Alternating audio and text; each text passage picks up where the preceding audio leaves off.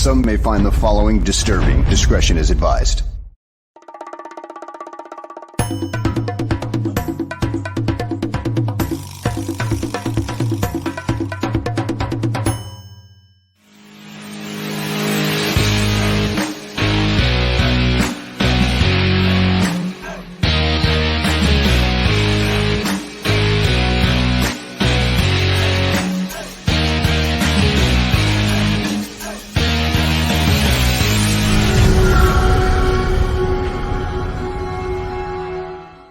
Welcome, everyone, to another episode of GTF Gabriel Talks Football. My name is Aldo Gandia. This is the first of two live shows today at 7 p.m. It'll be Bears Country Podcast with Mr. Shorty, and Nomad is going to be on the show. So the two of those guys will be taking over Bears Country Podcast tonight, and so you should watch that because those two guys know their stuff and are two ardent fans.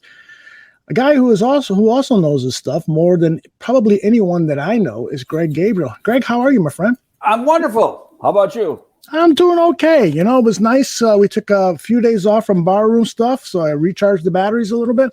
Was supposed to do some Christmas shopping, but I didn't do any of it. So. What's that? Christmas shopping? Oh, yeah. We got to do that. It's only 2 weeks away, isn't it? Less than 2 weeks, I believe. Pretty scary. Purdy. I know. Brock Purdy. What do you think about Brock Purdy? Holy cow. This guy looks like he's an experienced quarterback. Well, you know, I got to tell you, I've always liked him. You know, I watched, number one, I like the Iowa State coach. Mm-hmm. You know, and I'm surprised one of the bigger Power 5 schools hasn't tried to come along and snatch it. And maybe they had. You just, haven't heard about it. But I watched him a lot his last 2 years, and I thought he was undervalued by people. He didn't have the greatest supporting cast, but he was always really poised. Mm-hmm. You know, his natural skill set is probably just above average.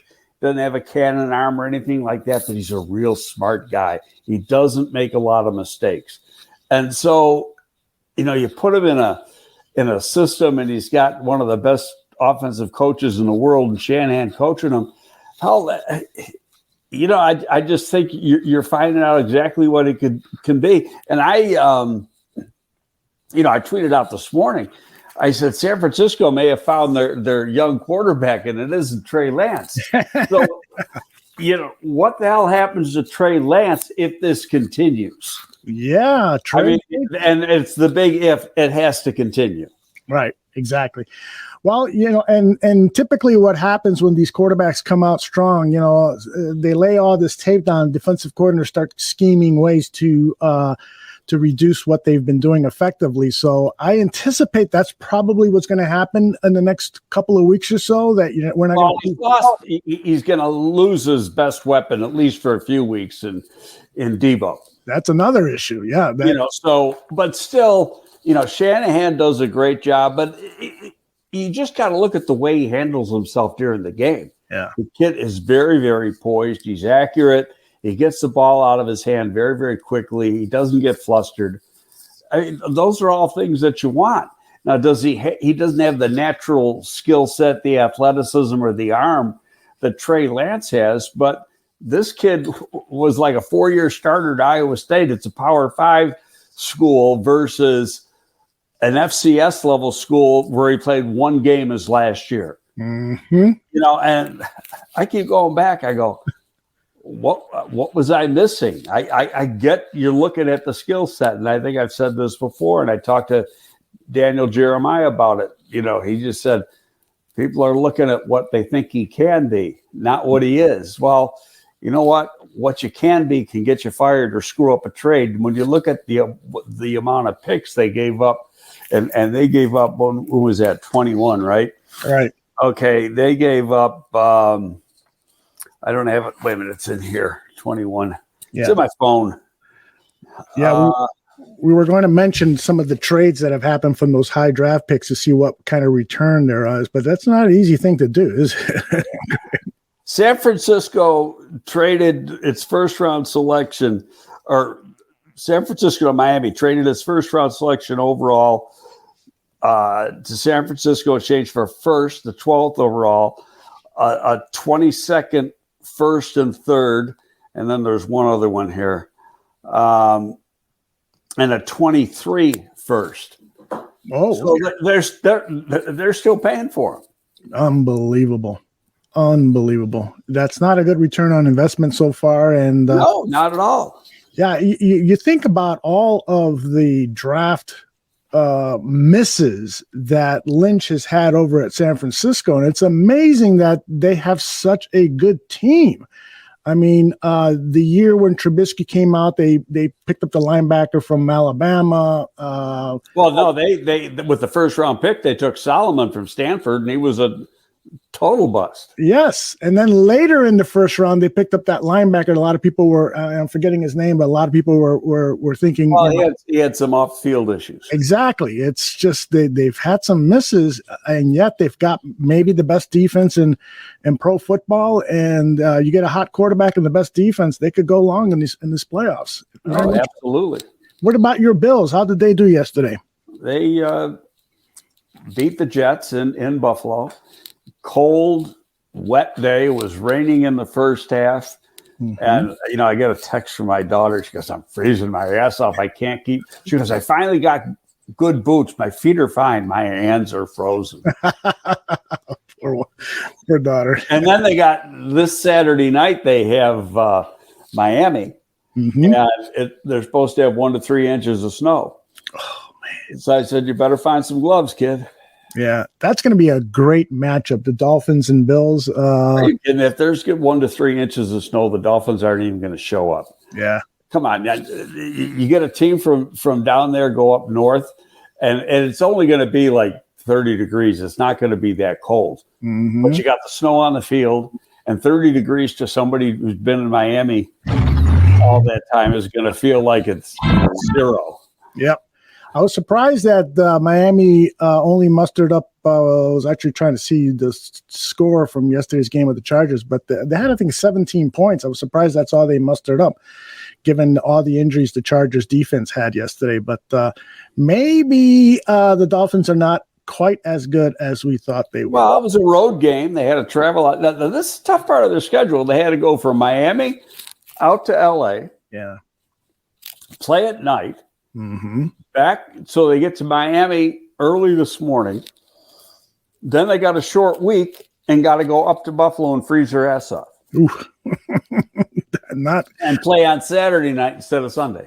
Yeah, everybody has a bad schedule at some point or another in their. And I just read before I came on, Buffalo clinches the AFC East with a win over. And the worst, clinch the AFC East, and the worst they could do is be the 3 seed by winning against Miami and then beating the Bears on Christmas Eve. Oh, well, those are 2 givens there. I'm not going to pretend that the Bears have a chance against the Buffalo Bills. All right, let's talk about the Chicago Bears. I wanted to focus some of our energy here today on the offensive line. And I know some of this might be repetitive because over the last several weeks, you've mentioned a few things regarding the line. We've looked at some players, but I want to relook at particularly Alex Leatherwood, because if Leatherwood does pan out and he shows, surprisingly good play in these last few weeks, if he gets back on the field, because Eberflus today said it's all based on practice, but if he plays well, then something that you've been saying for the last several weeks is that you think that there should only be maybe 1 new offensive lineman acquired with a high draft pick or big free agency dollars. Is that fair? Right. And I'm going to put a little caveat into that. I'm assuming that they like Patrick the same way they liked Patrick when they signed him. Mm-hmm. And that the injuries, they signed him to be a center. His tape the last 2 years at Green Bay playing center was outstanding. And, they gave a pretty good chunk of change. I don't think they're ready to give up on him yet. Now, maybe they are. And we're going to find that out during the off season. It's not like if they wanted to give up on him and take the cap hit, they could easily do it. It's wasting money, yes, but they could do it and easily afford to do it.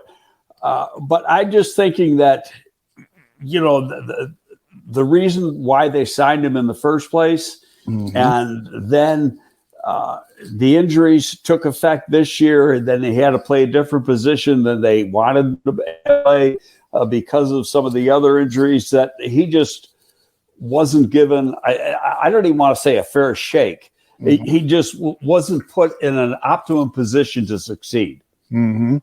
So that being said, I still think he's the center next year. And then it's, okay, Cody Whitehair is going to make a lot of money next year. Do you want to keep Cody Whitehair, or do you move on? Cody Whitehair is playing pretty good football. It's not that he stinks. And we've seen what Tevin Jenkins has done. Braxton Jones, I think, is going to be nobody's going to change my mind that he's not going to be a quality left tackle in this league. So now the big question mark is the right tackle. And Borum, obviously he's hurt right now, but he just hit the wall. And if we're honest, the guy, you had expectations based on the way he played last year. You thought that he'd grow this year, and to me, he's just leveled off. And so he's a backup at best. And then is he a backup that can get you out of a game? And I'm not even sure he's a backup that can get you out of a game. And because Riley Reef playing the last few weeks has totally outplayed Borum. And then last week, Leatherwood gets 10 or 11 snaps. He didn't play bad. He didn't play great. He didn't do anything wrong, put it that way. But I don't think, in just watching those 10 or 11 snaps, I don't think he played the position as good as Reef played the position. Okay. And now, is that a fair comparison? No, because it was only, like I say, 10 or 11 snaps. And I'm going back to what I've been saying for weeks, is that I'm not so sure that he's really a true right tackle. That he played the left side. I keep repeating myself. I know he played the left side in Alabama, and I just think he might be better off on the left side, and that means he's not going to be the left tackle because Braxton Jones is the left tackle. And if people disagree, they can disagree. I mean, chime in if you want. But can he compete for the left guard position, or do they say, he's good enough to be the right tackle, that it was, his first time playing on the right side, and that's why he was struggling with the Raiders or whatever. But it's not really costing him anything. They got it's costing them the salary portion of his contract. There's no, and so if they cut him, there's some cap hits, but they don't get, because of where he was taken, there's guarantees, but the signing bonus and all that was paid for by the Raiders. The Raiders took that hit. So if he doesn't pan out, it was an expensive waiver claim, and that's it. Yeah. Well, it's funny that you mentioned Borum maybe playing some guard, because I didn't say Borum, I said Leatherwood. Oh, okay. Leatherwood at guard. I think Leatherwood is a left guard. He struggled playing right tackle. Yes, he did. Okay, for the Raiders. Played 10 or 11 snaps last week. Didn't play bad. Didn't play great. Didn't play bad. He was vanilla. Whether he is the right tackle of the future, I can't answer that. I don't think any of us can. I don't know if the coaches can. No one, you'll find out over the course of the next few games by the number of reps he gets. Yep. And if he's not getting, if his reps don't go up, now Riley Reef, the way he's played, deserves to start. So you can't pull him out, but at least you can split time. Now, this is part of the interesting thing. There's a clause in Reef's contract, and I don't know what the percentage is, but if he plays a certain percentage of plays, he gets a huge bonus. Yes, he does. So, and that comes out at the end of the year. So, they could cut his play time just so they don't have to pay the bonus. Yep. Well, last night I started looking at some Raiders tape to take a look at Leatherwood's performance at right tackle. And boy, oh boy, did I run into a number of plays where it was almost comical what was going on to him. Take a look at this play. He's at that right tackle. He wore number 70 with the Raiders. And so I think that's number 90 up against him. But he's got to pick up number 31. And watch what happens here. It is just Olay, and that is just not good technique.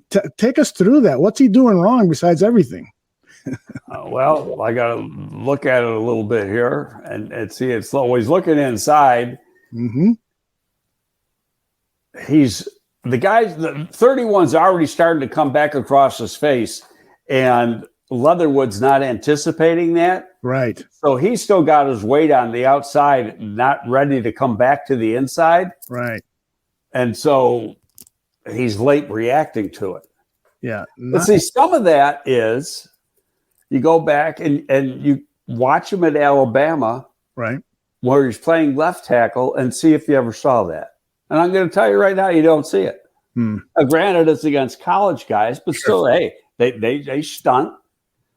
In college, he's got to do certain things. He graded out really well at left tackle for Alabama. So I just keep going, that's maybe the left side is his natural position. That's putting your left hand on the ground, your left foot's back when you're in the stance, and everything switches. Now, for a lot of people, it's easy, and they can do it. But for other people, it's like turning everything around, and they just can't adapt as easily. Mm-hmm. Yeah, you're right. I mean, it would be interesting to see him at guard, because one thing that he, in this Raiders tape, that he was really good at was run blocking. It was the pass blocking where it seemed over and over again he was having problems. Let me show you another right tackle play when he was with the Raiders that, again, was somewhat comical. It's as if he gets shot here. You see what happens to number 70 right off the line? He just falls flat on his face. He's overextended. Okay. And now go back. Okay. He trips over the shoe of the guard. Oh, look at how good you are. It took me 20 times to notice that. See, he's bringing the guard's right foot. Yes.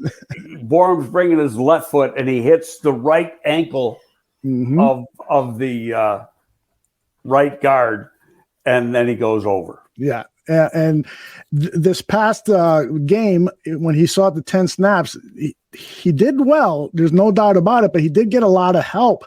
And it was very, very carefully planned plays that they gave him. One of the good plays that he had, he was on the field for that bomb to EQ. Let's take a look at it here. He's number 72 on the right tackle. Pretty good extension there. Holds off. Now there at the end of it, he keeps his back straight. Now here's what I don't like, and you saw this a lot, is that see his body position right there? Yep. Where he's got his chest, he's bent over at the waist. Yes. Okay, now you watch a really good. Okay, look at Braxton Jones on the left side. Okay. Look at his back. Yeah. It's straight. Right. Okay, so when you get in that position like that, now in the next step he straightens out a little bit, but you want to be straight right from the start, because what happens is you get off balance and overextend it. Now there he straightens himself out and he handles the bull rush right there.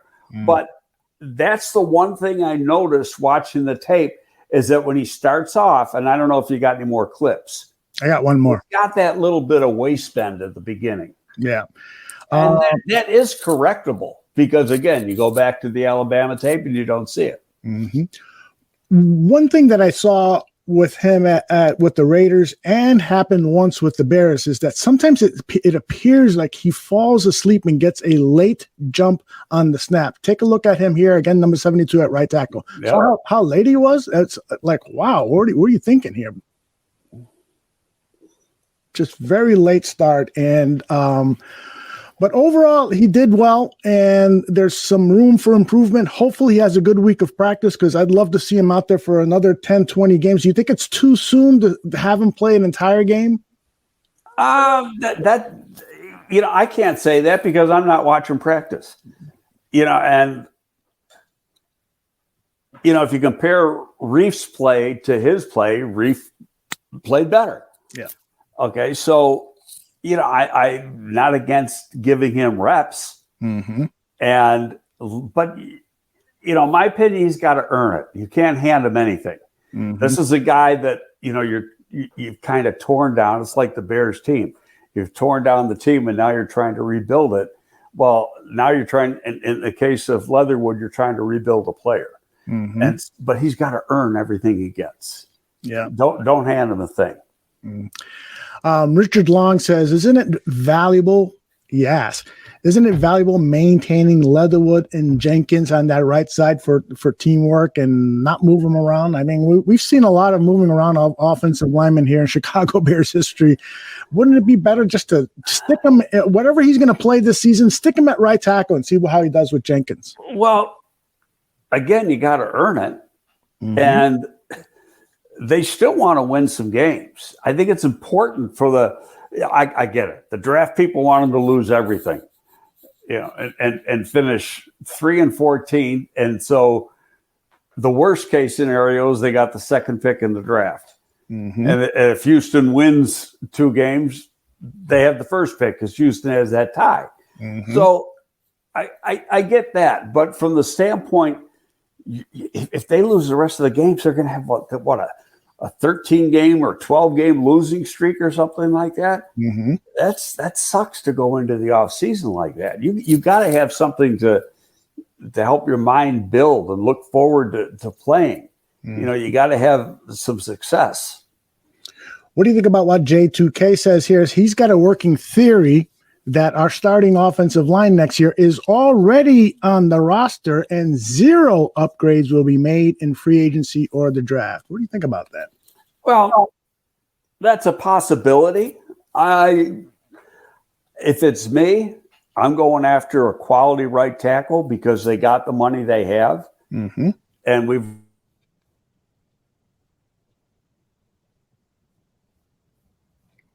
Greg froze on me. at San Francisco, both of these guys are going to be free agents if, in fact, they don't get franchised. I mean, that's the big question. Who gets franchised, who doesn't, or get transitioned or whatever? Mm-hmm. Or do they re-sign with their clubs? So those are – Conklin is the guy at Cleveland.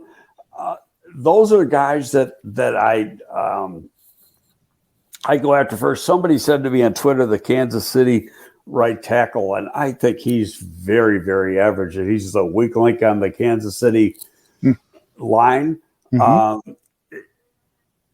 And they play a different kind of offense. They don't play that wide zone offense where your tackle's got to have a degree of athleticism, and maybe that's part of the problem with Borum. He just doesn't have enough athleticism to be able to play when you get on those wide type run plays where you got to get out in space and adjust on the move, things like that. And then he just doesn't set that quickly in pass pro. Okay. Sometimes he gets beat right off the set. What do you think of potentially moving Larry Borum to a guard position to see how he does there? I had a buddy who said that he's heard rumblings from Hallis Hall that they might make that move of Borum inside. I don't know if he's athletic enough. If you had the scheme that you ran last year, offensive line scheme that you ran last year, I'd say yes, you could do it. I don't know in this scheme where there's a premium put on athleticism that he's the athlete to do it. I guess I'm on that stage where I got to prove it to me. I want to see him do it. Yep. I want to see him have to get out in space and play it. He doesn't show that he's able to do it at tackle, and he'd have to do it more at guard. Mm-hmm. I do agree with J2K that this offensive line, and really, you're the one that introduced the thought into my mind several shows ago when you said, I don't think that there's going to be an overhaul of this offensive line. I think a lot of these players have potential. You start with Braxton Jones. I mean, this guy to me looks like a left tackle, and he's just going to get better and better, which is nice to see. Here's the roster. This is from the Bears website. Here, the two rows on the left and center are who is currently active: Larry Borum, J. Tyree Carter, Dieter Iceland, Tevin Jenkins, Braxton Jones, Alex Leatherwood, Mustafa Reef, Schofield, and Whitehair. Kellen Deesh and Michael Nisi are on injured reserve. Kramer and Patrick are on injured reserve, and those two top guys are on the practice squad. Would you like to see Dieter Iceland and J. Tyree Carter play some snaps this season before we call it quits for 2022? Well, Dieter Iceland has played some snaps. Mm-hmm. And I'm repeating myself. I realize that, from previous shows. But this guy's been around for 3 years, and he's had an opportunity for 3 years to jump into a starting spot, and he hasn't been able to do it. Mm-hmm. So, I think he is what he is. He's a backup. Mm-hmm. And, sometimes as fans, the best players on the team are the backups because you don't know how good or bad they are until they have to play. The guy that interests me is Carter. Mm-hmm. And only because, he played tackle at Southern University, tackle in a guard's body. He is extremely athletic. Now, I think we've talked about this before, too. This guy was a point guard on his high school basketball team at 260 pounds. That's right. And not only was he, wasn't because he knew how to dribble and he could pass. This guy had lower level D1 offers to play guard in college. Wow. Okay, so mid-major offers, and that's fact. So you got to have some sort of athleticism to be able to get those offers. Mm-hmm. And he's strong as an ox, but I thought it was very, very raw. Morden held his own at the Senior Bowl. And I think this is like a learning year for him. And he's another guy that could, we're going to find out after the season, what the thinking is. Can you bring up their cap stuff? Because I don't have, or I can go into it too. Oh, I can do that. Give me a second. No, and do they, I think not Mustafa. Whitehair's got, I think, 1 year left on his deal. Yeah, I think there's a potential out after next season. I will take a look at this here. Let's see. Team salary caps, Chicago Bears. All right, so we'll go. Let me put this up on the screen. And here we are. Let me get rid of the video commercial. There's Cody Whitehair. Let's go full on him, see what his contract status is. Another commercial. Somebody wants to sell us some feminine hygiene stuff. Yeah, it's pretty small. Okay, but I'll read it to you. So there isn't a potential out. 2023, he's got $8 million in dead cap money, a cap hit of $14 million. And in 2024, the last year of his contract, it's another $4 million in dead cap and a cap hit of $13 million. Yeah, there's a good sized cap hit. Next year is 23. Mm-hmm. Yeah, there's a pretty good sized cap hit. He's going to be around another year. Yeah, and he has not played poorly this season. In fact, he has not. Before the show, I was saying, I think that Cody might have had his best season with the Bears. Now, he did miss a couple of games because of injury, but it seems like this system is better suited for him than what they ran a year ago. Yeah, he's another guy that's athletic. Now, he was a left tackle at Kansas State. Right. That's right. And then they brought him in here, and they out of need, they ended up putting him at center. Mm-hmm. But, you could say the same thing about him, because he's played some right guard too, but he's played better on the left side than the right side, and he was the left tackle in college. you could say the same thing about Leatherwood as we're saying about Whitehair, that, put him on the left side and he's going to be that much better because that's his more comfortable side. Mm-hmm. Getting back to Dieter Iceland, I've read a couple of reports about Sam Mustafer, that the reason he is seeing so much action is because of his smarts, and the coaching staff really trusts him to know what he's doing out there. There's comfort with Justin Fields and Mustafer because they know the playbook so well together, and to put somebody like Dieter or someone else at that center position might risk, knowledge. You buy into that? I see you kind of smiling on that. No, because I'm thinking you got Notre Dame versus Yale, I think. He went to an Ivy League school. I don't remember if it was Yale or not, but I think it was Yale. So, they're both smart kids, but the center is the glue of your offensive line, right? And you're not going to have a good cohesive unit unless you've got a smart center.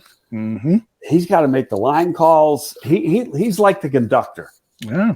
Okay. He does a lot of the dirty work. He doesn't get the notoriety unless you're like an Olin Kreutz who, will kill anybody. But he's the guy. Mm-hmm. And so everything runs through the center. Now, there have been cases where I've seen because the center just can't do it, where a guard makes the line calls. But I think it's a lot more difficult because the center is literally in the middle, and he comes up and he's got to see things. He's got to be like a quarterback as far as his ability to process. Mm-hmm. Yep. Getting back to that topic of, additions for next season, as I was doing some research about the Philadelphia Eagles, and one of the big reasons Jalen Hurts is playing so well this season is because he's had clean pocket after clean pocket after clean pocket. That offensive line is very talented, and they have drafted offensive linemen for depth purposes, even in the second round. They've got a second rounder on the bench who probably will take over for Kelsey because he's getting up there in years at the center position. But that they have devoted a lot of resources to the offensive line, and that's the only thing that keeps me from thinking maybe we won't spend resources on offensive linemen, and instead Poles will want to create lots of. Well, you got to get lucky, and they got lucky. Like there's the Australian kid who's playing. What's his name, Mataolo or something like that. Yeah, he's got a weird name. Yes. Yeah. Okay. He's from New Zealand or Australia, and he was either a late round pick or an undrafted free agent who really had never played football, but was a freak athlete. And this guy's about 350 pounds, but moves around like he's, 285. Mm-hmm. And once he learned the game, took a little while for him to learn the game, a couple of years, the guy's just awesome. Mm-hmm. And you're right. And they got Lane, who's the right tackle. He was drafted when I was there as a consultant in the 2013 draft. He was a first round pick. And he was drafted to play left tackle, but they had Jason Peters at that time, and then he was going to eventually replace Jason Peters. But Peters, he's still playing. He's 41 years old, and Lane's turned into one of the better right tackles in the league. Mm-hmm. And they've had quality people. They've had the same center forever. And he's an undersized guy. He's only like 285, 290 pounds. Wow. He's a lot smaller than some of the centers, but really strong, very, very smart, knows how to use his hands, is a very good leverage player, and their guards are always good. So, and they got a great line coach. They've had the same line coach going back, 13 was his first year. Mm-hmm. So, and he's one of the better ones in the business. J2K says that this is a really good year for centers in this draft. He writes, I would love us to draft one, but my gut tells me Poles will not. This is... Let me ask. I'll ask him a question. Where are you going to take the center? and versus what other need. That's the thing. There's so many needs. There are, and I agree with them. There are a bunch of good centers, and the best one is from Flossmoor. He's from University of Minnesota, but he's from down, Homewood Flossmoor area. John Michael Schmitz. Yeah. He's a son of a bitch now. I love it. He's got that nasty disposition that we all love to see out of our centers because that's how Olin Kreutz plays. A little older. He'll be a 24-year-old rookie. And the kid at Michigan's pretty damn good. They're a bunch of centers. Mm-hmm. I think there'll be probably a half a dozen drafted, maybe more.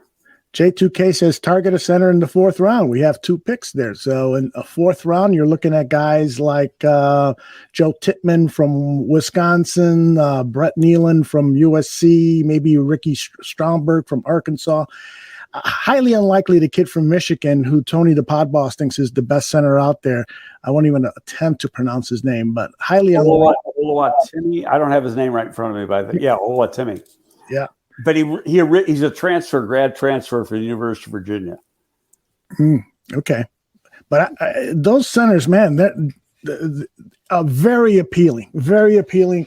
And boy, I forgot who was it that said, that in this Poles scheme, you draft offensive linemen and you go left guard, center, right guard in order of preference or need or whatever. Your thoughts on that? Do you build from the inside of the offensive line out? I'd always take a tackle over a inside player. Mm-hmm. But if I have my tackles, then I'd go an inside player. Now it depends. I mean, it's all relative, Aldo, in that who you're looking at versus who. Yeah. Sure. So it comes, and a lot of times, some of your guys, Roger Saffold, who's been playing forever, he's the left guard for the Bills now. He was drafted to be a tackle, started off as a tackle, and then got moved inside. There's a lot of guys that are really good guards that were tackles in college. Mm-hmm. Yeah. Cody Whitehair, another example. Yeah. And there's a lot of centers that were guards. Mm-hmm. In college that you just, you change the position. Mm-hmm. Well, for a quarterback like Justin Fields, who utilizes his legs and his mobility so well, do you need offensive linemen with special traits for a quarterback like that, as opposed to a traditional drop back quarterback like Brock Purdy, for instance?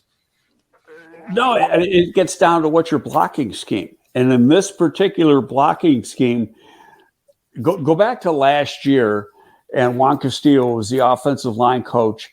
The type of system he was teaching, he wanted girth. He wanted big guys. Mm-hmm. He wanted guys up 330, 340. Like he Borum. Give you an example. Borum was 350 when he played at Missouri. Mm-hmm. Dropped down to about 330 something for the combine. Then 320, I think, is what he was when he got to camp. And I remember that, the coach says, he's too small. I got to get him back up to about 335 because that's what he wanted. Mm-hmm. But you're not going to play those guys unless they're extremely athletic, aren't going to play in this system. Look at the guys that they drafted. All of them, every single guy broke 5 flat in the 40. Wow. Of the 3 offensive linemen that they drafted, they're very, very athletic guys. And so, and the reason they're doing that is because of the scheme they're playing, and they got to play out in space. So you're doing it with a little smaller, more athletic guy. Doesn't take away from the fact that you still got to be strong. Mm-hmm. But you want guys who can play in space. Mm. Have you had a chance to take a look at Blake Freeman, the kid from BYU, the big right tackle? No, I haven't looked at him yet. Yeah, I keep hearing good things about him. Tony, the pod boss, obviously likes him, so we'll be taking. If he went to BYU, how old is he? 27? I'm not making fun of you, Tony. Don't worry. But most kids who come out of BYU are a little bit older because they go on a mission. Yep, that is very true. Richard Long must be as old as I am because he is reminding us that Jim Finks built that Super Bowl championship team from the 80s with first-round offensive linemen. Things have changed in the NFL, but I think that's still a good philosophy. I adhere to it. I'm always going to get the grunts first. But I can go back, though. But what's more important right now, I think there's some good young players on the offensive line. They just got to develop and learn how to play. See, a lot of fans, they see what they see, and I'm trying to say this the right way without criticizing because I'm not. They want instant gratification. Sure. Okay? So if he doesn't play good today, he stinks, and he's going to stink forever. Mm-hmm. But that's not the way it works. Mm-hmm. You got to develop these players. Mm-hmm. And do they have, and I use the word traits a lot, do they have the traits to become a good player? And Braxton Jones is a perfect example. J. Tyree Carter is another example. He's a big mammoth 315-pound guy with real long arms that runs a sub-5 flat, is athletic as hell. Remember, point guard in high school. And he just got to learn. He played in the SWAC. Mm-hmm. It's not like he played in the SEC. He's got to learn how to play, how NFL linemen play, and then you might have a gem. I don't think anybody thought, I don't think the Bears thought that they were going to get out of Braxton Jones what they got. Yeah. And it's just that he's a smart kid, and he took that jump a lot quicker than normal. And go back, and we've talked about this before in a conversation I had with Marv Levy. He said, I don't expect anything out of a rookie. He said, anything I get from a rookie is a bonus. He goes, but I expect a hell of a lot in year two. Mm-hmm. They've been around. They've adjusted to being a pro. They've been through the system. They understand the system. Now go out and play. There you go. Somebody in the chat room, Tony the Pod Boss says that Blake Freeman from BYU probably has a 12-year-old kid. That is hilarious. And then he goes on to ask, Greg, what grade would you give Poles lineman in the draft overall? He clearly hit on Braxton, but what about those other guys? And I'll put that graphic back up of the offensive line. Incomplete. Yeah. Because... Well, you lost the one guy that I think they liked, but he got poached off the practice squad. Was the kid from San Diego State, Adams? Right. And he's playing for the Rams now. So, and I thought he was going to be a good player. But in all honesty, comparing him to Carter, I like the traits of Carter, the upside. I like Carter's upside. I've never been a huge fan of Kramer, but he played a lot better in the preseason than I thought he would. I thought, looking at Illinois tape last year, he was on the ground a little bit too much for my liking. And you can't play that position on the ground. I call those guys groundhogs. And but they also got him late. I think they got a chance to get it. Well, put it this way: if Braxton Jones becomes what I think he is, it's an automatic A because they got all these guys in day 3. How about that? Absolutely. Yeah, I would agree with that. And Cornelius asks, what do you think about Kellen Diesch, who was signed by the Bears on September 1st? He was an undrafted free agent. He's 25 years old. And he's got 32-inch arms. Not good. No, that bothers me, and I'm prejudiced on that. But I might be 32 and a quarter, but I know for a guy that's that tall, he's got really short arms. Do you know how many starting tackles there are in the National Football League that arm length is less than 33? Like maybe 2, right? One. Okay. Who is that again? It's Smith, the right tackle for the Colts, and he was drafted to play guard. I was watching highlights of Roger McCreary last night, that short-armed cornerback, and thinking about the discussions you've had with Jordan about guys with short arms. And McCreary still has a long way to go, but he isn't having a terrible season. Or isn't? He isn't. Actually, no, I just don't think he's ever going to be great because, show me a guy in the league that's really had success at that position with arms that short. Mm-hmm. Well, it's funny that you say that because yesterday he had a sure interception. If his arms would have been another inch or two longer. Well, hell, they're only like 29 inches or something like that. Exactly. 28 3/4. Robbie and a bunch of other people want to wish you a very Merry Christmas. Well, thank you. Same to you guys. Okay, and I had another question here. Oh, no, I lost it. But all right. Anything else regarding this offensive line that you'd like to share with us in terms of the players we already have or what we might be seeing in the offseason in terms of strategy or anything that comes to mind that you'd like to say?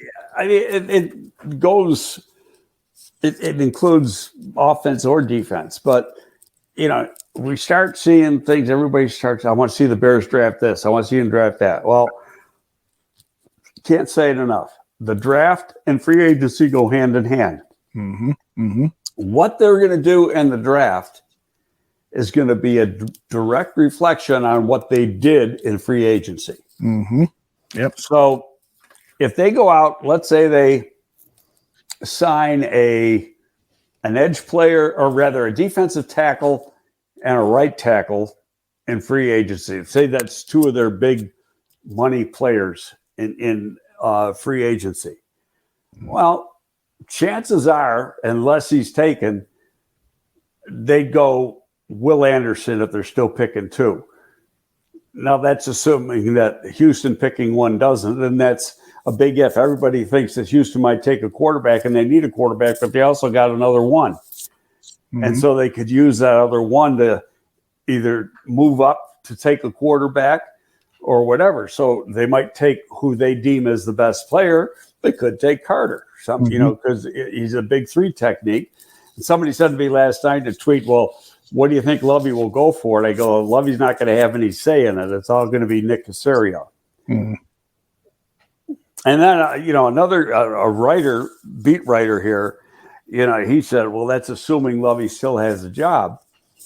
He could be one and done. And I said, yeah, I understand what you're saying. I said, but is Nick Caserio going to get away with firing two minority coaches after 1 year? Ooh, he'd get a lot of crap. Yeah, I just don't see it happening. Mm. I mean, he brought in Cully last year. Mm-hmm. Cully's one and done. He elevates Lovey. And if even though they've only won one game, if he got rid of Lovey after 1 year, I just don't think that would sit well with a lot of people. First of all, who the hell is he going to hire? Mm-hmm. Who's going to go there?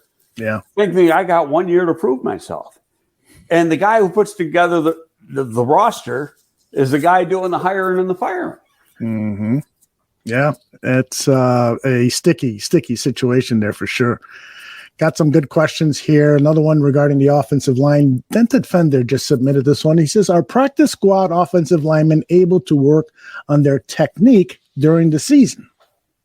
Well, they can do what is done in practice. No, they can, after practice, they can stay outside after or in the bubble after and do stuff. You're only allowed a certain amount of padded practices. Mm-hmm. So they can't have pads on unless it's a padded practice. But are they allowed? Of course they're allowed.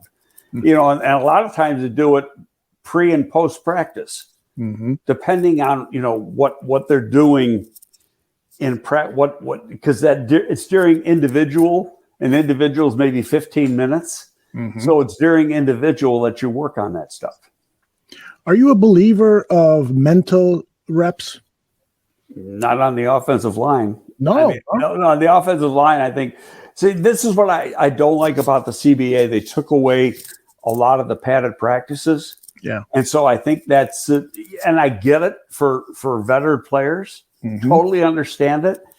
But I think you should have a little sidebar to that, and that with your practice squad guys and young guys, that you can have them do like one-on-ones. Things like that, where they're going to work on their technique, where it's got to be somewhat live. Now, I'll tell you, you can get away with doing without pads on, because you always got a helmet on. Mm-hmm. You got what they call shells on there, like a half-ass shoulder pad and a helmet. These other days, you can work on pass rush and pass blocking in those situations, so you could do it after. It's just, not as safe, say, as if you had your full gear on. Not as safe. You mean it's not as productive, right? Well, no, I'm going to say safe because you're not fully protected. Gotcha. The player, Gotcha. He doesn't have as much padding. He's got his helmet, but a lot of times it's using your hands. Mm-hmm. Okay. But still, you're going against a behemoth defensive lineman, and that guy could run you right over. Mm-hmm. Tony asks, should there be an NFL practice squad jamboree to help those guys get better during the season? And I was actually thinking the same thing as Greg was responding to this question. It seems like the CBA and NFL owners should establish something where they are really helping these players, these third, fourth tier players, to see if they can develop skills that will get them to the second or third. The CBA favors veteran players. Everything in it is for the vet. Mm-hmm. Okay, and it really hurts the young developing player. Mm-hmm. But who's the union care about? They don't care about the young developing player. They care about the vets. Yeah. And so it's you put together all these rules in the CBA that really prevent development. Mm-hmm. So you got to find your way to work around it. And yeah, you can have all these things, these jamborees and everything. Now, I'll tell you what the ideal thing to do with some of these guys would be. And like when I was working in New York and here, for the most part here, not the whole time, is we had NFL Europe. And you could send guys over to NFL Europe to play. Mm-hmm. And they should work out. And when I was working in the XFL, I'd be talking to NFL execs. We wanted to have some sort of agreement, but then the pandemic came along and kind of screwed things up. Mm-hmm. But where the NFL could send us some young guys, and our season is early enough, it's over in May, so they still got time to rest. Yeah. Before where the XFL start or the USFL starts later. Hell, they're done in June. There's like 3 weeks between their championship game and the NFL, the start of NFL camps, where ours was 2 months. Mm-hmm. Yeah, there needs to be a whole level of rethinking and redesigning the off-season programs that would, in a way that would benefit some of these new players to the league, so that you can have a pipeline of qualified players to come in when there's injuries to the veterans. What the answer is to that can be debated for hours. Well, it's if you're going to ask the union to do it, they're not going to do it. It's just not going to happen. I mean, they've restricted it. When I was working for the Giants, and even when I started here, but here was a little later, the off-season program started in the end of February. Mm-hmm. Mm-hmm. Okay, well, now when's it start? It starts like 2 weeks before the draft, week before the draft. And it's like 6 weeks long. So you're expecting your players to do it on their own, and most of them will.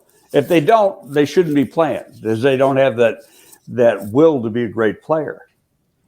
Don Burr, our resident Detroit Lions fan, wanted to get a comment from you on the Lions offensive line and just how great they are. And I have to agree with him. That is a damn good offensive line. Well, they got a bunch of high picks sitting on that line. That's right. And one of them is a good pass catcher. Did you see that replay of Penei Sewell catching a pass on fourth down? Well, no, Sewell's an athletic guy. Another guy was a left tackle in college that's playing right tackle. Mm-hmm. It was a really entertaining play. He was in motion, and nobody followed him because they were all, who's that fat guy in motion? I hate Detroit. So. You hear that, Don?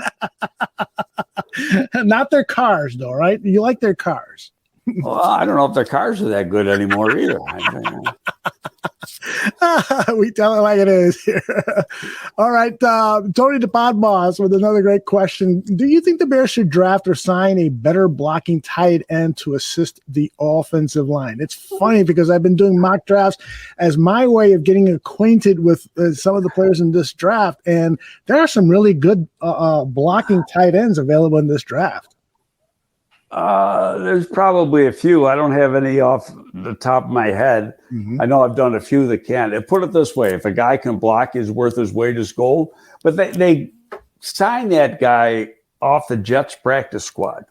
Yeah. And that guy's pretty damn good blocker. In fact, that's what his job is. Mm-hmm. He's a freaking blocker. Mm-hmm. And Cole Kmet's a pretty good blocker. I mean, we can't complain about the ground game. Hell, they're running 175 yards a game. That's right. So the tight ends are doing a good job blocking. If you're saying, well, you get a big Y and then you can get Cole Kmet and line them up outside. That's not what Cole Kmet's role is. Right. He's not that move tight end. Right. He's a Y, and he can be very, very effective as a Y. Mm-hmm. Tony points out Darnell Washington from Georgia. Yeah, he's a big guy. He's like almost 6'7" and 270. But I think Washington's going to be a move guy when he gets into the league. Yeah, he's like a power forward. Okay, interesting. Kennard from Utah is a great tight end, but he's probably going to go in the second round. I don't know if the Bears are going to invest in him. Utah's got two good tight ends. Yeah. All right, let's see what else we got here in terms of questions. Dented Fender asked, are you in favor of increasing the roster size? Because I've been a proponent of this. I don't know why the practice squad players aren't allowed to suit up on game day. What, they don't have enough lockers? What's going on? Well, they're not getting paid a full salary. Oh, that's right. It's always about the money. They're getting paid, what, $7,500 a week. Now, that's the minimum. You can pay them more. Mm-hmm. But generally speaking, whatever I don't know what the figure is anymore because it goes up every year. Mm-hmm. But they're making them $200. If they're there for the full season, they're making $200 and some odd $1,000, I think, which isn't a bad hunk of change. Mm-hmm. I mean, we'll take it. But they're still not, full-time players. They're practice players. Yeah. But I'd like to be the argument against, and they should be able to do it because you can do those call-ups, is if you got 53 men on the roster, dress all 53. And then the argument is, well, yeah, but Team B might have only 49 healthy or 50 healthy. Mm-hmm. Well, then bring up a couple guys for the practice squad. Your standard elevations for the game, for the week. Mm-hmm. So you got as close to a perfect roster as you can. If you don't have one, so be it. If you can't play with 50 guys, you got a problem. It's true. I grew up in the days of 40-man rosters. How about 36? Really? Whoa. Jeez. That's when you had a lot of two-way players, right? Oh, no. But I think that's what, back in the old AFL days and stuff, and then 36-man rosters. Ravi, getting back to this topic of mental reps, Ravi added to that with this question thought, would virtual reality training help offensive linemen? Because we've seen that a lot when Trubisky was here with the Bears. He did a lot of that virtual reality stuff, and he claimed that it helped him. Didn't help him yesterday in Pittsburgh when he threw 3 interceptions, but that's a different story. I saw 2 of them. I didn't see the third. Yeah, the third one was just as bad as the other ones. How about Roquan got one of them? He got number 2. Oh, my gosh. And Roquan had a nice game yesterday. Yeah. What do you think about this technology of virtual reality? You think that can help offensive linemen perfect their skills? Not really. And I'm not downplaying. I think where quarterbacking could be really good, mm-hmm. but offensive lineman is about, first of all, you got to have the natural traits, and part of that is flexibility. if you can't bend your knees, you might get by for a year, but it's going to catch up to you because you just don't have the flexibility. So you got to have flexibility in your body. You got to have the size. You got to have the girth. You got to have the power, and your power is in your lower body, which means you got to have, be strong through your hips and thighs. Obviously strong in the upper body too. You got to be able to use your hands. Well, none of that is going to come about in some sort of virtual setting. So it's a lot of work that you got to do on your own, or even with a coach during the off season, as far as getting, your footwork right, your sets right, your stance right, how what's the word I want? Your posture. Okay. Right. Because remember saying leatherwood is bent like this, and you want them more like this, and learn to keep your hands. You want to punch from the inside out. There's a lot of guys you see with their hands out like this. Oh boy. And in fact, it reminds me of a story. We're watching. This is when I was working with Jerry, and we're watching offensive linemen. And there was a guard. No, it was a tackle we were watching. And on every play, he'd set, and his hands were out like this.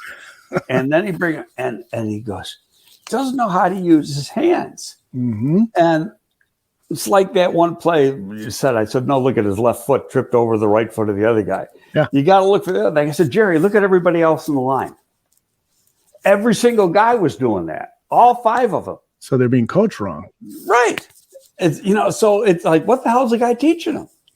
So now if you got your hands like this at the start, right away you're exposing your chest to a defensive lineman. Mm-hmm. And that means he's going to rule you. Mm-hmm. One of the things that I noticed about Leatherwood's Raiders tape is that a lot of times he had his hands low. So when you get up out of that stance, do you want your hands like around? Yeah, you want to be ready to hit. You got to have him, right. In position. Like you don't want a guy who's got his hand, and my camera isn't wide enough angle to show, but you don't want a guy have to go like this and then go like that. It takes too much time. You got to be concise. That you're coming out of your stance and you're punching. Yeah. And you want to punch right in here. And you get your thumbs up underneath the pads in here and you hold the shit out of them. And you're not going to get called if you do it inside like that. It's just if he turns and tries to turn away, then they'll call you. Love it. Love it. Love it. Okay. So more questions here. Jimmy has an interesting question because I know you've done some research into this. He says, what would you trade as compensation for the overall 3rd pick? So let's say right now the Bears, if the season ended, they'd have the 3rd pick in the draft. What do you think would be a good return on that 3rd overall pick? Well, as I said off the air, I went through going back to 2014 on all the trades. Mm-hmm. And first of all, before you can have a trade, and this is what people got to get in their mind. Oh, yeah, we got to trade the pick. You're going to make a fortune on picks. You've got to have a partner. You have to have a buyer. There's got to be somebody who wants to move up to get somebody. Yeah. And usually it's a quarterback. Mm-hmm. And right now, you can't tell. You can tell me who probably the top 3 quarterbacks are, but I can guarantee you that we can go to every team in the league and say, who's your top 3? And the order is going to be different by all of them. There's no consensus top quarterback. Okay. I think from a lot of people that Stroud would be number 3, but number 1 could be Young with some people and could be Levis with other people. And Stroud might be number 1 for a couple teams, but it's Levis is kind of like the Trey Lance thing. It's what we think he can be. That you put Levis at Alabama or you put Levis at Ohio State. What kind of numbers would he put up with that supporting cast versus what he had at Kentucky? Yeah, yeah. And so, and then you look at Young, and the downside on Young is that he's got marginal size. Mm-hmm. And like Kyler Murray's not even 5'10". I guess he's listed at 5'10", but he might not be that tall. but he's a pretty stocky guy. Where Young is pretty small. He's probably 190 pounds. Ooh. and 5'11" and a half. So is he going to survive?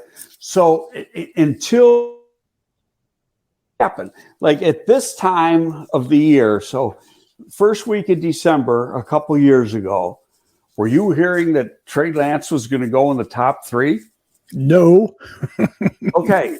So, and I was having a conversation with a guy the other day about this. When the coaches start getting involved, and the coaches won't start getting involved until January, end of January, when the All-Star games are, or in February. And when the coaches start getting involved, then some of these love affairs start coming about. And we also got to know what the draft order is. The teams with the need, where are they going to be picking? Now, Houston has a need. They're more than likely going to be picking number 1, but they do have a second number 1. So if I'm Nick Caserio, what do? Take the best player at number 1 and then try to maybe move up with my other one? Or wait with my other one to get the quarterback? You don't know what they're going to do. And so until you have, and it's going to be, 3 months before we know that stuff. Right. So you can sit here and play fantasy football all you want, but until some hot names, I don't think there's a consensus, even if regardless of position, there is no consensus number 1 pick in this draft. Okay. Some people might say it's Jalen Carter. Some people might say it's Will Anderson. Some people might say it's Young. So who is it? And that works its way down. And there have been years when there's been no trades at all in the top 10. Yeah. So, and then you just got to, you hope to trade down, but you got to just take the best guy then. All right, let's get a couple more questions out of the way here. What you mentioned this maybe 3-4 shows ago, and I was trying to remember what it was you said about Brian Bresee. Bresee, is it? Bracey, I think they say. I think that you said you weren't that. No, I don't think you can play the 3. Okay. Or I'll put it this way. I'm not sold he can be a 3. Okay. Now if you put him at the other defensive tackle, he's going to be damn good. Okay. And you got to have 2. So there's nothing wrong with doing that. But in this scheme, the 3 is the key guy. But if you get a real good under tackle, does that make Jones that much better? Or do you go out and I think they're going to, my own thinking is they're going to go out and try to sign somebody in free agency. That's going to be the number 1 priority. And there's guys out there you can sign. They're going to be playing against one of them on the kid from Philadelphia on Saturday, who is a bitch. And he's probably the best guy, but he's going to be 30. So do you want to pay that guy all the money that he deserves, and he's going to be 30?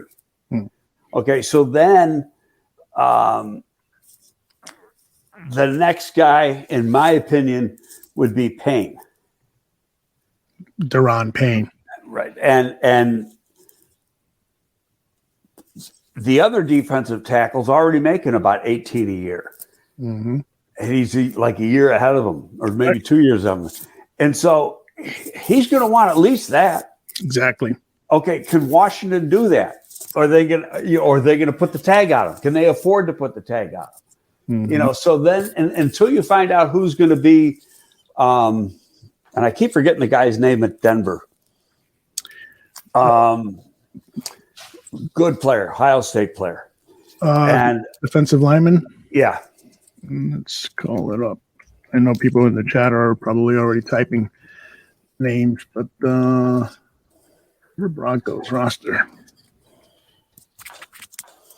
Plays a 5 for them. Did Draymond Jones? Yes, Draymond Jones. Thank you, guys. Draymond Jones is a very good player for this scheme. Mm-hmm. So there's guys out there. I think there's one other one too. There's some guys out there that if they do in fact hit free agency, and the Bears got a shitload of money, Mm-hmm. if they really want these guys, they got the cash to do it. But like in the case of Deron Payne, it's going to cost you $18-19 a year to get them. Yep. Which is approximately what they offered Ogunjobi, if I recall correctly. It was more like 14 or something like that. Okay. It was 43 and a half over 3, something like that. Okay. So it's gonna be more than that. And by the way, he's a free agent too. Oh, okay. That's right. He is, because he signed a 1-year deal. He signed a 1-year deal, and in all honesty, I haven't watched how he played. I know he had an ankle injury or something, and I don't know if it's the same foot. But he had the problem he had was he had that Lisfranc injury that wasn't healed, and I guess it was a bad Lisfranc, and so the doctors wouldn't pass him. I think they thought they were skeptical if he could get a full season out of him, he was going to miss a lot of time. And so at that point, now, could they have relooked at 6 weeks later and see how quickly it heals? Yeah, that would have, but by that time it would have been too late. And then, if you're sitting waiting on a big contract like that, you got to, shoot or get off the pot on a situation like that. Indeed. It's too bad you can't bring the guy in and give him physical first. Mm-hmm. But you can't. That's not the rules. Good question here from J2K again. He says, "I like to know how we upgrade the wide receiver room. Wide receiver free agency sucks, and a late second-round pick could help, but rookie wide receivers take time. Who do we re-sign and who do we target? We could devote an entire show to this. But off the top of your head, do you think that it's possible that the Bears could draft a wide receiver early if it's one of these wide receivers that you think could be a plug and play guy?" I personally don't think they draft a guy before the 4th round. A wide receiver because of the Claypool acquisition. Yeah, that's your 2nd round. And so they've already used a 2nd round pick. Exactly. I think, you noticed how, like last game, they were spreading the ball around, and you took away, Mooney was out, so Fields was forced into spreading it around a little bit more, and instead of focusing on Mooney, and guys were getting more targets. And I know there's people concerned about Claypool. I'm not concerned in the least because I know how difficult it is to learn the system. And once you get acclimated to the system, he'll be fine. And he got probably his most snaps and his most productive game in the last game. So I think in these last 4 games, hopefully the weather will be decent enough that they can, throw the ball, even though they're playing some damn good teams now. The next 2 games are Philadelphia and Buffalo. So 2 teams I wouldn't be surprised if they're playing in the Super Bowl. Yeah. So it really, you're right. It very well could be that in the Super Bowl. It'd be nice to see what these receivers do in these final games, assuming that Justin still stays healthy. And then you're going to, because they're really, it's only been 3 weeks that they've been healthy, the whole group. And so then you're going to really get a better idea of what they can do, and you don't want to make it until you get all the information. You don't want to, make a firm decision. And what's in free agency today, there may be more tomorrow, because there's going to be guys that teams got to cut because of their contract or whatever, and they're going to be available, and they're not going to. And if that's the case, they're not going to count against the, as far as the formula for compensation picks. And regardless, the Bears aren't going to get a comp pick this year. Next year with all that money to spend, there's no chance they're getting a comp pick. No way. So but still, there could be a bunch of guys out there that aren't on the street now or not scheduled to be on the street now that we haven't even heard of yet. Indeed. I'll give you one name that signed just a 1-year contract, and I wouldn't have minded that if the Bears went after him before, but he's having a great year in Kansas City. Is Juju Smith-Schuster. Yeah. He's having a hell of a year. Mm-hmm. Mm-hmm. And they got him relatively cheap. Yeah. And studying what the Eagles have done to turn that franchise around so quickly, that was part of the deal. They brought in a lot of wide receivers, and they've got great depth at that wide receiver position and great depth at that offensive line position. And that's really helped Jalen Hurts a lot. But I think everyone is in agreement that first and foremost, what this Chicago Bears team needs is a defensive line, because none of the 4 starting defensive linemen should be starting next season. So they got to overhaul. I'm going to argue that Jones isn't all that bad, but there's nothing else there. Yeah, I like it. And I'm not so sure he's really the 3 that maybe he should be playing the under and the other guy and bring in a 3. And if you can get a couple good edge players in free agency, then and Houston bypasses Carter, hell, I'd take Carter second if you still have that number 2 pick. But I'm, in all honesty, I'm hoping they pick 5 or 6. I want to see them win a couple games. Yeah. Just for the feel good. Yeah, I'm beginning to feel that way too. I'd love to have a high draft picks where you could then acquire a lot of other. Why is Tony not putting? Tony, explain why aren't you putting Juju and Claypool in the same locker room? Oh, because they would shoot these videos that they would put up on that app called TikTok, and so they were that Chinese app, Chinese-owned app, yes, where they collect all your information and then send you all sorts of junk mail. That's the one. Well, they've already been teammates. I don't know if they got along or not. I didn't pay any attention to it, but they've been teammates. Yeah. All right. I think this will be the last question, so we got to get out of here. Richard Long says, is Eberflus hurting development by judging players solely on practice performance when you can't hit in practice and gamers can be missed? I don't agree with Richard on that, because you play how you practice. Mm-hmm. It's been a proven fact. And now, granted, you can't hit, but it's paying attention to detail. Mm-hmm. And with pro coaches, the mental is very, very important. Mm-hmm. And so you want to be able to trust a guy and trust that he's not going to make a mistake. And so, yeah, practice is important. Yeah. You know what? I go back to, like we're talking about Leatherwood. Mm-hmm. You got to make them earn it. Mm-hmm. That's what, Flus is old school like that. Mm-hmm. You want to play on Sunday? You got to earn it. And I have no problem with that. You know what? I don't want to hand anybody anything. The coaches I played for, that's the way they were. Yeah. I'm with you. Practice is way too important. The greatest athlete that I ever saw play any sport is Michael Jordan. And Michael Jordan played as hard in practice as he did in games. And he would annihilate his teammates if they didn't practice hard as well. And that to me is a life lesson, and anything that you do, whether it's game time or not game time, preparing for game time, you've got to go all out. And Richard might be right. There are certain players that are not practice players, and so you may be missing out on something. But I'd rather trust the guy that's playing better in practice. Well, here's the thing, the caveat to that, and this goes back to when I worked for Parcells.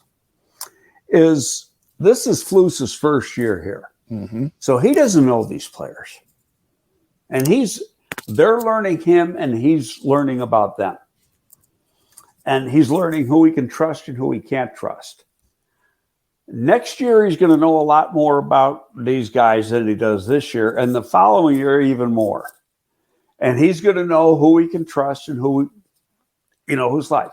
Perfect example, Lawrence awful practice player. Okay. Okay. But come Sunday, that son of a bitch lit it up now. And I mean, there were practices where, he came in with a shirt and underneath the shirt was his hands in handcuffs. And, and I'm not lying now. And he might have been out all night the night before. But come Sunday, it's a different matter. I think we got another commercial there. All right. This week's game against the Philadelphia Eagles, I'm not even going to ask you to predict because if you were Philadelphia is really good. They can they can just about lock up home field, I think, after this week. Yeah. And the other obvious question is, what would you like to see? And so you want to see improvement as much as possible, right? But is there one particular position area against this Eagles team, which is loaded with talent, that you'd love to see these guys continue? By the way, Brisker and Gordon are off concussion protocol. Yeah, they're going to play. I'm almost disappointed. I would like to have seen that young group of defensive backs go at it again. But at the same time, maybe we'd be pushing our luck to send them out there 2 straight weeks and expect a similar performance as against the Packers.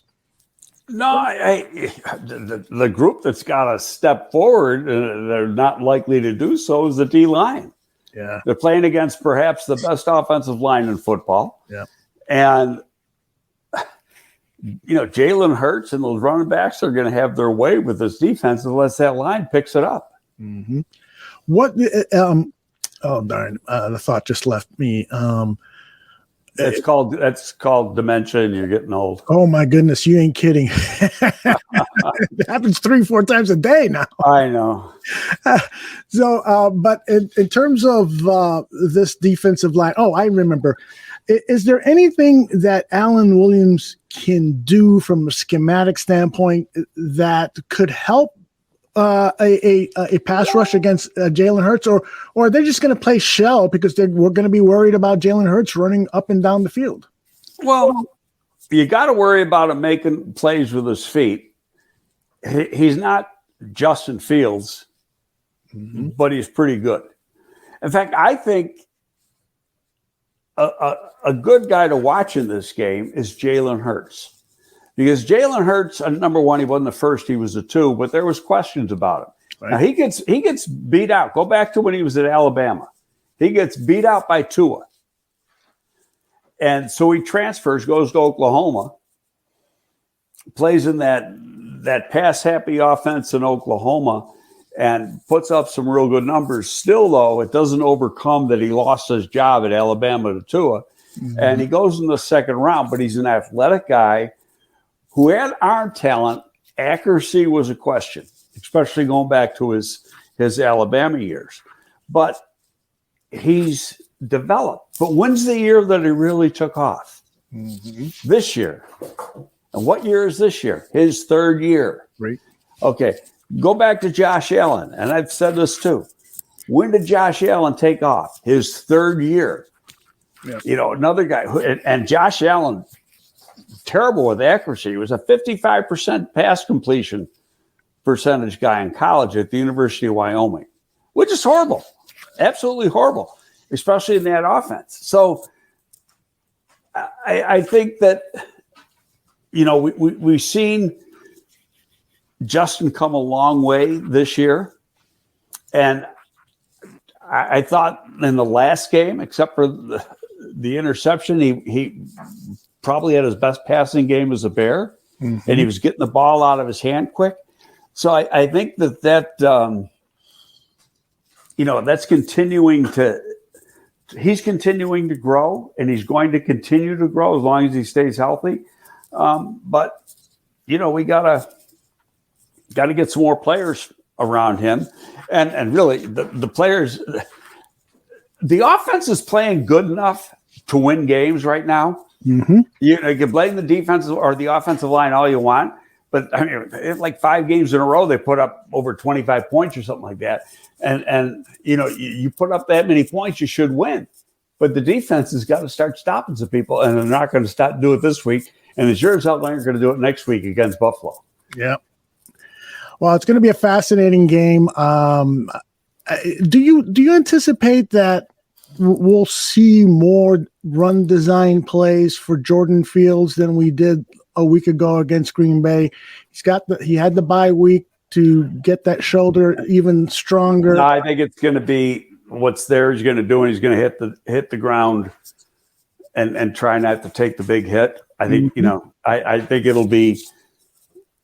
There's going to be plays, but it's not going to be the number we saw a month ago. Interesting. I think they just got to protect him a little bit until he gets through the off season on that. That's my own thinking. Could I be wrong? Sure, he could carry the ball 20 times. Yeah, I doubt that'll happen because I secretly think that they're looking forward to losing, although I shouldn't say that.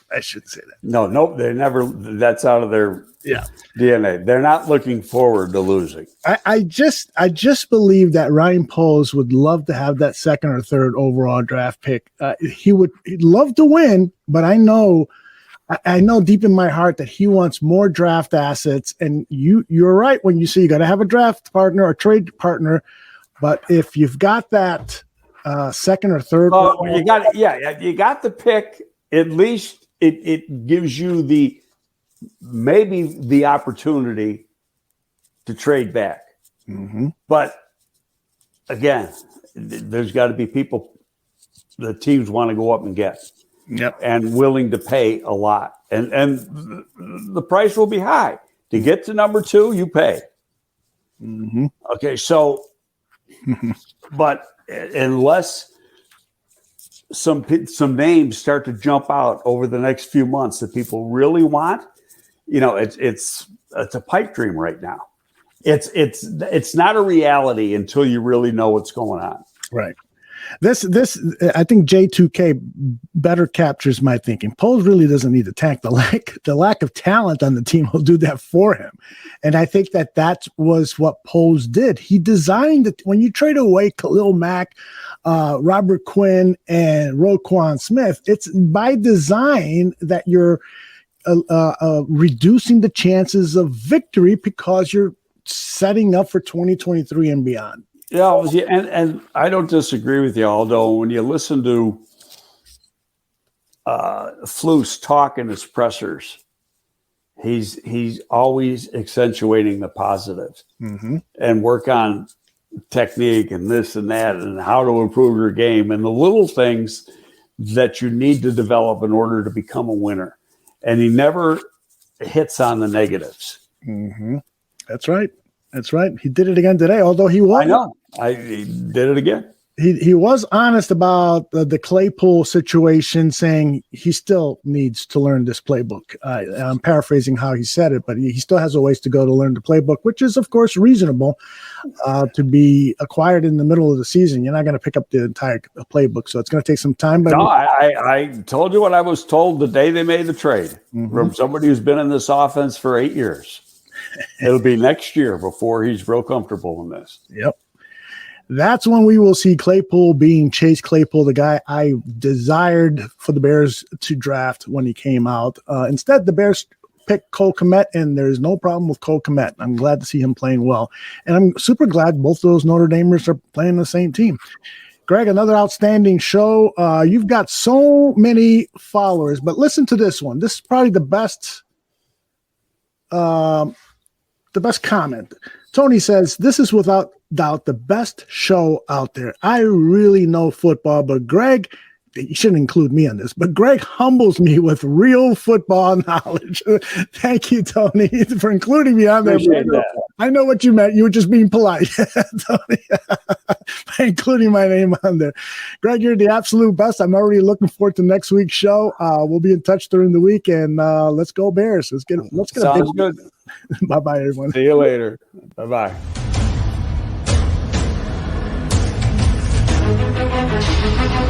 Thank you.